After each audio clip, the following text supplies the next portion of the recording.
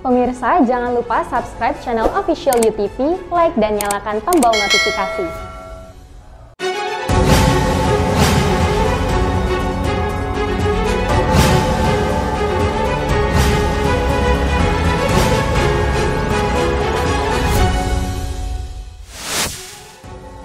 Ribuan buruh yang tergabung dalam Aliansi Serikat Pekerja Buruh menggelar aksi unjuk rasa di depan kantor Gubernur Kepulauan Riau pada Senin siang, menuntut Gubernur Kepri menaikkan upah minimum Kota Batam. 13 unit rumah asrama Brimob dan rumah dinas personil Brimob Batalion B Pelopor Polda Aceh, serta satu gudang di Dusun 2 Kampung Kota, Kecamatan Banda Sakti, Kota Loksmawe, Aceh, ludes terbakar.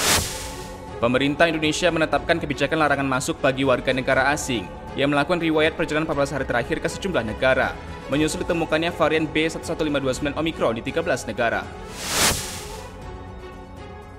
Halo pemirsa, kita berjumpa dalam program U-News. Program ini memberikan informasi bermakna kepada Anda mengenai sejumlah peristiwa menarik di tanah air. Bersama saya, Fahrian Bahri, dan inilah U-News lengkapnya. Pemerintah Kabupaten Bintan telah mengumumkan upah minimum kabupaten UMK Bintan tahun 2022 sebesar Rp3.648.714. Besaran UMK ini tidak mengalami kenaikan dari tahun sebelumnya.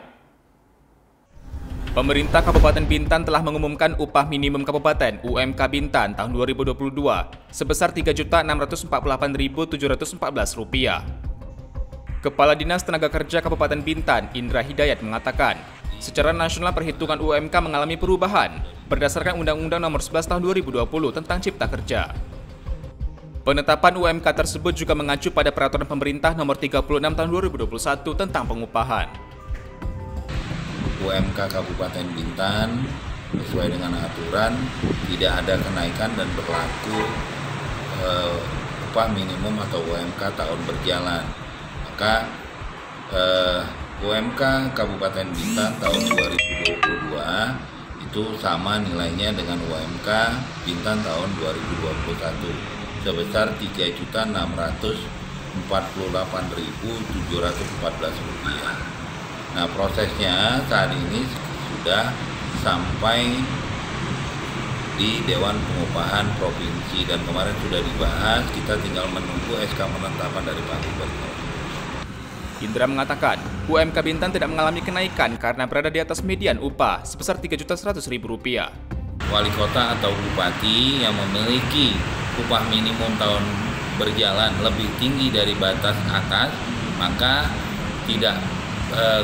wali kota atau bupati tidak lagi menentukan upah minimum kabupaten untuk tahun berikutnya, tapi memberlakukan upah minimum kabupaten atau kota di tahun yang berjalan. Maka itulah posisi upah Kabupaten Bintan untuk tahun 2022. Jadi berada di atas median atas. Median atas kita itu untuk Bintan senilai 3,1 juta. Sementara UMK Bintan sudah 3,6. Maka dia jauh di atas median atasnya. Dari Bintan, Kepulauan Riau, Andri Dwi Sasmito, UTV mengabarkan. Ribuan buruh yang tergabung dalam Aliansi Serikat Pekerja Buruh Kota Batam menggelar aksi unjuk rasa di depan kantor Gubernur Kepulauan Riau pada Senin siang. Para buruh meminta Gubernur Kepulauan Riau menaikkan upah minimum Kota Batam karena dinilai tidak cukup untuk memenuhi kebutuhan sehari-hari. Ribuan buruh yang tergabung dalam Aliansi Serikat Pekerja Buruh Kota Batam menggelar aksi unjuk rasa di depan kantor Gubernur Kepulauan Riau pada Senin siang untuk meminta kenaikan upah minimum Kota Batam tahun 2022. Koordinator aksi Suprapto mengatakan, pihaknya telah menyurati Gubernur Kepulauan Riau sejak beberapa waktu lalu, namun tidak mendapatkan balasan. Ia menilai UMK yang saat ini ditetapkan tidak dapat memenuhi kebutuhan sehari-hari. Kami meminta UMK 2021 naik sekitar 120.000. Artinya apa? Dari 4.150.000 menjadi 4.250.000 karena masih utang 100.000. Yang ketiga yaitu kami meminta Gubernur Kepulauan Riau untuk meng-SK-kan upah minimum Kota Batam tahun 2022 adalah minimal 7% atau sekitar 280.000, sehingga kalau nanti di total adalah menjadi 4.500.000. Para buruh itu juga meminta agar Gubernur Kepulauan Riau tidak selalu bersembunyi di balik alasan pandemi COVID-19 untuk menaikkan UMK yang diminta. Mereka pun mengancam akan melakukan mogok kerja massal apabila tuntutannya tidak dipenuhi. Dari Tanjung Pinang, Kepulauan Riau, Muhammad Khairuddin, Ardiansyah Syaputra, UTV mengabarkan. Sebanyak 13 unit rumah asrama Brimob dan rumah dinas personel Brimob Batalion B Pelopor Polda Aceh, serta satu gudang di Dusun 2 Kampung Kota, Kecamatan Banda Sakti, Kota Loksmawe, Aceh, ludes terbakar pada Sabtu 27 November, sekitar pukul 22.30 waktu Indonesia Barat. Sebanyak 13 unit rumah dan satu gudang di Dusun 2 Kampung Kota, Kecamatan Banda Sakti, Kota Loksmawe, Aceh, ludes terbakar pada Sabtu 27 November, sekitar pukul 22.30 waktu Indonesia Barat. Lokasi tersebut diketahui merupakan rumah asrama Brimob dan rumah dinas personel Brimob Batalion B Pelopor Polda Aceh. Diduga peristiwa itu terjadi akibat korsleting listrik. Menurut keterangan salah seorang perangkat desa, Mursalin, awalnya api berasal dari salah satu rumah warga, namun dengan cepat menjalar ke bangunan lainnya. Lokasi kebakaran merupakan wilayah padat penduduk dan terdapat material yang mudah terbakar. Banyak kebakaran, masuk mobil ada satu, kalau motor nggak terhitung, nggak berapa biji, belum terhitung. Jadi untuk malam ini korban kebakaran ini nginap di mana nih? Rencananya kita kan mau buat tenda, jadi tempat ini di sini sekarang rencananya mau buat tenda untuk sementara dulu. Sebanyak 6 unit mobil pemadam kebakaran dari Kota Loksmawe dan Aceh Utara, serta water cannon dari Polres Kota Loksmawe dan Batalion B turut dikerahkan untuk proses pemadaman api. Api baru dapat dipadamkan Minggu 28 November sekitar pukul 1 dini hari. Tidak ada korban jiwa dalam peristiwa tersebut, namun kerugian ditaksir mencapai miliaran rupiah, termasuk diantaranya satu unit mobil milik salah seorang warga dan sejumlah unit sepeda motor. Dari Loksmawe, Aceh, Kantor Berita Antara, UTV mengabarkan. Pemerintah Indonesia menetapkan kebijakan larangan masuk bagi warga negara asing yang melakukan riwayat perjalanan 14 hari terakhir ke sejumlah negara. Larangan ini upaya mencegah penyebaran varian baru COVID-19, menyusul ditemukannya varian B11529 Omicron di 13 negara. Pemerintah Indonesia menetapkan kebijakan larangan masuk bagi warga negara asing yang melakukan riwayat perjalanan 14 hari terakhir ke sejumlah negara, yakni Afrika Selatan, Botswana, Namibia, Zimbabwe, Lesotho, Mozambik, Eswatini, Malawi, Angola, Zambia, dan Hong Kong. Larangan ini menyusul penemuan varian baru yakni Omicron B11529 di 13 negara. Bahkan di Afrika Selatan menyebut, varian tersebut mengandung 50 mutasi yang mempengaruhi kecepatan penularan dan kemampuan virus menghindari antibodi yang dibentuk oleh vaksin maupun secara natural. Pemerintah Republik Indonesia juga memberlakukan perpanjangan masa karantina bagi warga negara Indonesia yang melakukan perjalanan dari luar negeri selama 14 hari, dari yang sebelumnya 3 hari menjadi 7 hari. List dari negara-negara tersebut bisa bertambah atau berkurang berdasarkan evaluasi secara berkala yang dilakukan oleh pemerintah. Kementerian Kesehatan juga akan meningkatkan tindakan genomic sequencing, terutama dari kasus-kasus positif yang dari riwayat perjalanan ke luar negeri untuk mendeteksi varian Omicron ini. Dalam 2 minggu ke depan, Indonesia akan memperkuat kerjasama internasional untuk melakukan penelitian lebih jauh, guna memahami efek dari varian Omicron terhadap antibodi, dan utamanya efikasi pada kekebalan yang terbentuk dari vaksin COVID-19. Dari Jakarta, Kantor Berita Antara, UTV mengabarkan. Gubernur DKI Jakarta Anies Baswedan menunjuk Ahmad Saroni sebagai Ketua Pelaksana Formula E yang akan digelar pada 2022 mendatang. Alasan penunjukan tersebut karena Saroni dinilai berpengalaman dalam ajang balapan mobil listrik. Gubernur DKI Jakarta Anies Baswedan menunjuk Ahmad Saroni sebagai Ketua Pelaksana Formula E yang akan digelar pada 2022 mendatang karena dinilai berpengalaman dalam ajang balapan mobil listrik. Hal tersebut dikatakan Anies di Balai Kota DKI Jakarta usai melakukan pembahasan kelanjutan kesiapan panitia untuk menyelenggarakan pagelaran balap mobil listrik tersebut pada Senin 29 November. Pada pertemuan tadi, perlu saya sampaikan dengan Pak Saroni bukan pertemuan pertama, tapi kami perlu tegaskan bahwa kita menitipkan amanat untuk menjadi ketua pelaksana kepada Pak Sahroni karena beberapa hal. Pertama, Pak Sahroni ini adalah seorang yang berpengalaman di dalam kegiatan balap mobil, di dalam kegiatan racing yang amat diperlukan ketika kita melaksanakan sebuah kegiatan seperti Formula E. Yang kedua, beliau adalah ketua perkumpulan mobil listrik. Yang kita tahu Formula E adalah sebuah balap mobil dengan menggunakan energi listrik. Karena itu kita sama-sama menyadari bahwa Formula E ini adalah juga untuk membawa pesan kepada semua bahwa kita perlu mulai bersiap untuk melakukan transformasi kepada moda transportasi yang bebas emisi. Salah satunya adalah kendaraan berbasis listrik. Yang ketiga, tentu karena posisi beliau sebagai sekjen ini yang merupakan perwakilan dari FPO di Indonesia, sehingga diharapkan bisa menjadi jembatan di dalam pelaksanaan nanti antara apa yang menjadi regulasi internasional, apa yang menjadi ketentuan-ketentuan dengan pelaksanaan di lapangan. Itu yang nanti diharapkan akan bisa memainkan peran. Sementara itu, Ahmad Sahroni mengatakan alasan dirinya menerima amanah tersebut karena untuk kepentingan bangsa Indonesia. Terhormat, ini bukan pertemuan pertama, udah beberapa kali ketemu. Saya mau menerima amanah ini dengan satu syarat bahwa adalah untuk kepentingan bangsa Indonesia.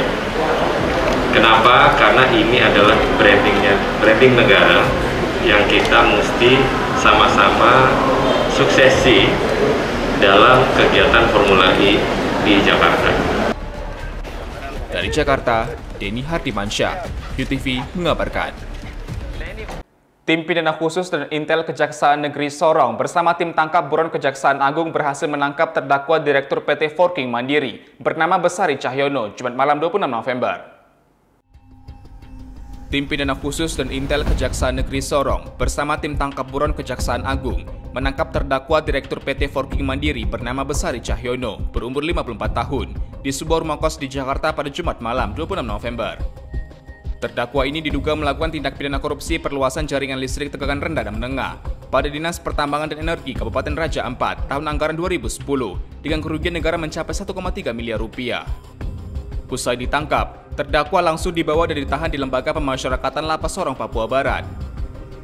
Kepala Seksi Intelijen Kejari Sorong, Iputu Sastra Adi Wicaksana menjelaskan, sebelum ditangkap, terdakwa telah masuk daftar pencarian orang dan telah buron selama 4 tahun.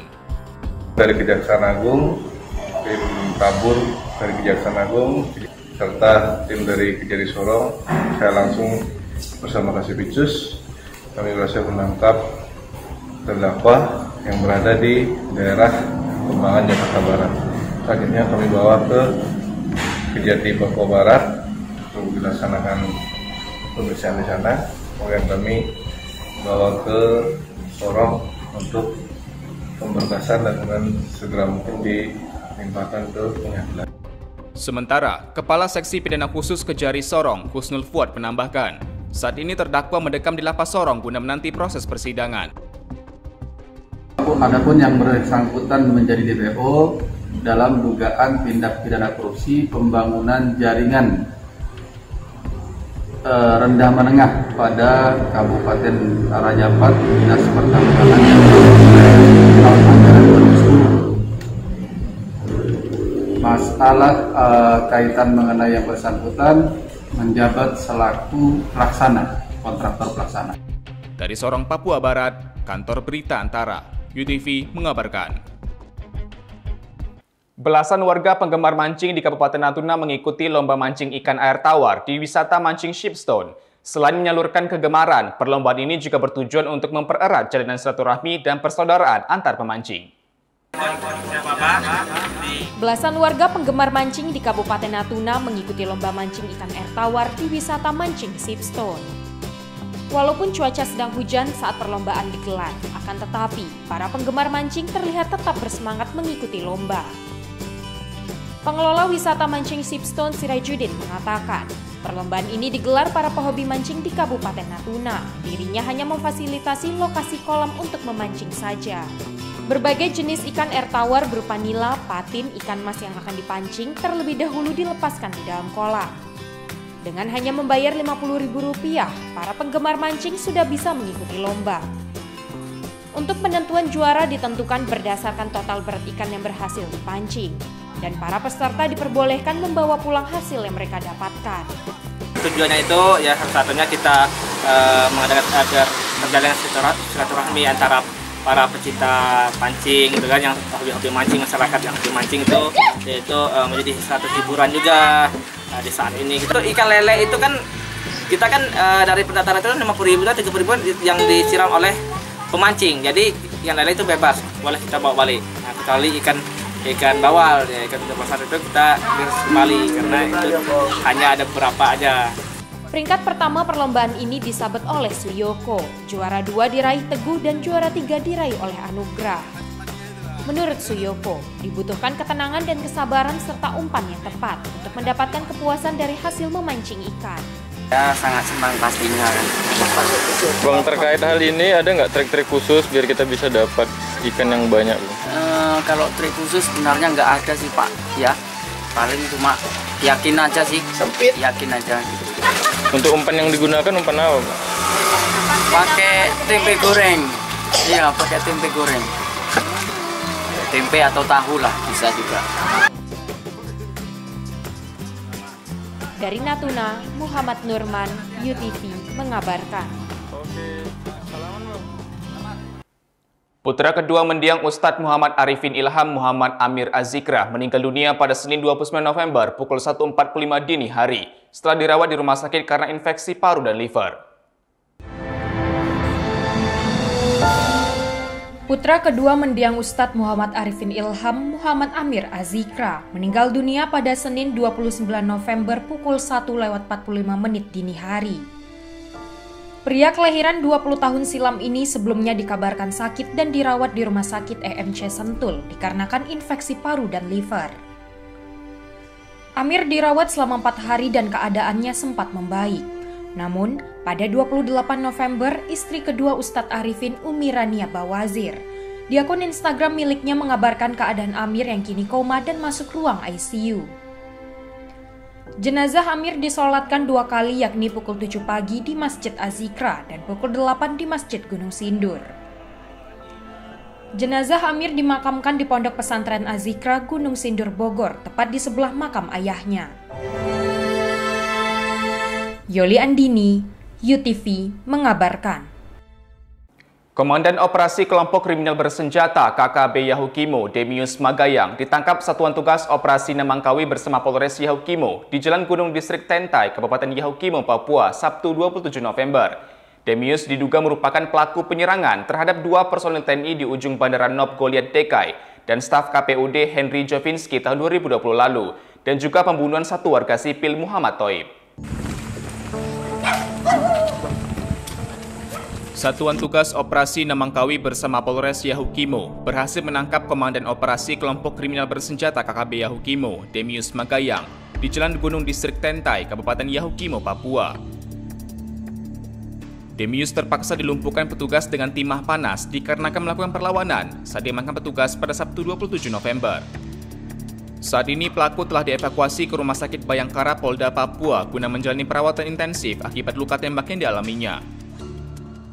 Demius diduga merupakan pelaku penyerangan terhadap 2 personil TNI di ujung Bandara Nop Goliat Dekai dan staf KPUD Henry Jovinski tahun 2020 lalu, dan pembunuhan 1 warga sipil Muhammad Toib. Telah berhasil melakukan penangkapan yang selama ini merupakan DPO, pengrusakan, penganiayaan, dan pembunuhan berantai. Dan kebetulan yang bersangkutan berafiliasi dengan kelompok kriminal bersenjata wilayah Yahukimo berinisial TM. tim melakukan penangkapan di seputaran PT Indo Papua. Yang bersangkutan karena melarikan diri, tim melakukan penembakan, melumpuhkan 2 kali tembakan, mengenai di betis belakang dengan mata kaki. Dari penangkapan itu, tim gabungan TNI Polri mengamankan barang bukti, 1 pucuk senjata pendek rakitan, 8 butir amunisi kaliber 5x56 dan kaliber 7,62 mm, sebuah pisau, dan kaleng bercorak bintang kejora. Aparat gabungan TNI Polri masih terus mengupayakan pengejaran terhadap kelompok KKB yang kerap melakukan aksi penembakan agar wilayah Yahukimo Papua tetap kondusif. Dari Yahukimo Papua, Kantor Berita Antara, UTV mengabarkan. Gubernur Kepulauan Riau Ansar Ahmad memastikan saat ini stok kebutuhan bahan pokok di Provinsi Kepulauan Riau masih dalam kondisi aman. Dalam waktu dekat, pemerintah Provinsi Kepulauan Riau akan segera melakukan rapat koordinasi untuk memastikan ketersediaan sembako jelang Natalan Tahun Baru. Gubernur Kepulauan Riau Ansar Ahmad memastikan saat ini stok kebutuhan bahan pokok atau sembako di Provinsi Kepulauan Riau masih dalam kondisi aman terkendali. Pihaknya tengah membahas bersama Dinas Perindustrian dan Perdagangan Provinsi Kepulauan Riau untuk keamanan stok sembako menjelang Natal dan Tahun Baru. Selain itu, pada awal bulan Desember mendatang, pihaknya akan melakukan pembahasan lebih lanjut bersama instansi terkait untuk menjamin stok sembako terus aman. Ya, sampai saat ini masih aman. Nanti kan awal Desember semua kita bahas berkaitan dengan inflasi, berkaitan dengan ketersediaan bahan-bahan pokok menjelang Nataru, kemudian PPKM mikro, PPKM level 3 kita bahas, di mana-mana objek-objek yang mungkin bisa menimbulkan.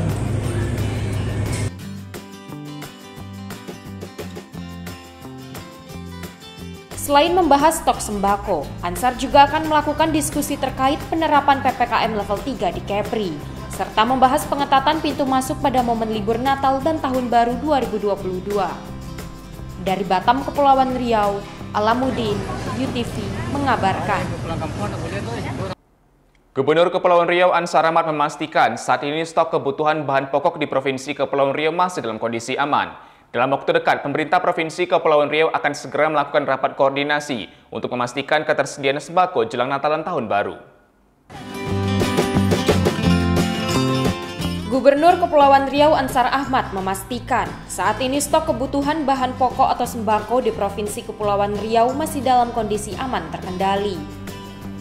Pihaknya tengah membahas bersama Dinas Perindustrian dan Perdagangan Provinsi Kepulauan Riau untuk keamanan stok sembako menjelang Natal dan Tahun Baru.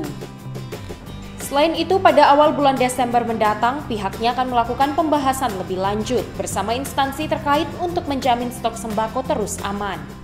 Ya, sampai saat ini masih aman. Nanti kan awal Desember semua kita bahas berkaitan dengan inflasi, berkaitan dengan ketersediaan bahan-bahan pokok menjelang Nataru, kemudian PPKM mikro, PPKM level 3 kita bahas, di mana-mana objek-objek yang mungkin bisa menimbulkan.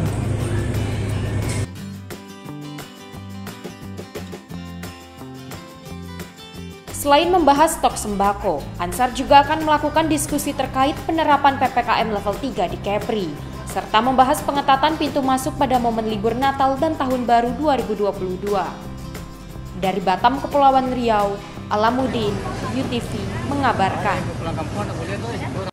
Ratusan buruh dari Konfederasi Serikat Pekerja Indonesia KSPI DKI Jakarta menggelar aksi unjuk rasa di depan kantor Balai Kota DKI Jakarta, Medan Merdeka Selatan, Senin siang. Para buruh menuntut Gubernur DKI Jakarta untuk mencabut dan merevisi SK Upah Minimum Provinsi UMP DKI Jakarta yang dianggap merugikan rakyat. Mereka menuntut kenaikan UMP sebesar 7 hingga 10%. Ratusan buruh dari KSPI DKI Jakarta menggelar aksi unjuk rasa di depan kantor Balai Kota DKI Jakarta, Medan Merdeka Selatan, Senin siang untuk menuntut Gubernur DKI Jakarta Anies Baswedan agar mencabut dan merevisi UMP DKI Jakarta. Mereka mengibarkan bendera kuning dan melakukan aksi teatrikal membawa keranda orang mati. Para buruh menggambarkan matinya keadilan dengan digunakannya peraturan pemerintah nomor 36 tahun 2021 yang dianggap inkonstitusional. Kenaikan UMP DKI Jakarta dinilai menyiksa rakyat karena hanya naik 0,8% atau sekitar Rp37.000. Para buruh menuntut Pemprov DKI Jakarta untuk menaikkan UMP 7 hingga 10%. Pemerintah pusat menetapkan kebijakan pengupahan sebagai salah satu supaya upah mewujudkan hak pekerja dan buruh atas penghidupan layak. Kedua, kebijakan pengupahan sebagai dimaksud pada ayat ini merupakan program strategis nasional. Jelas, kalau program strategis nasional berarti PP 36 dibatalkan. Kami buruh DKI Jakarta meminta harus hari ini merevisi dan mencabut tuntutan buruh, yaitu UMP 37.000 sebagai selisih, yaitu cuma berapa persen, kita meminta 7-10%. Gubernur harus berani.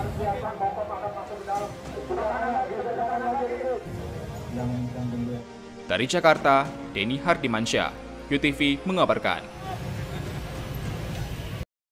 Terima kasih telah menyaksikan informasi yang kami sajikan. Tetap saksikan News selanjutnya. Salam sehat, sampai jumpa.